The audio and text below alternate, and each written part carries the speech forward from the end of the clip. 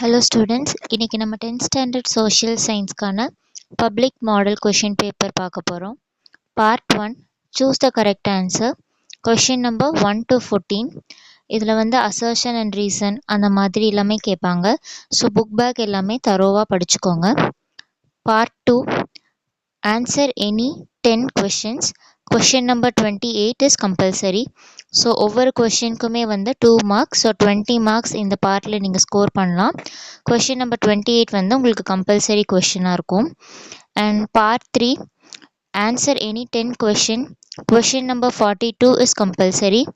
ஒவ்வொரு கொஷினுக்குமே வந்து 5 marks. So total marks of the part is 50. So இதில் வந்து 42 கொஷின் நம்பர் வந்து கம்பல்சரி நீங்கள் அட்டென்ட் பண்ணணும்.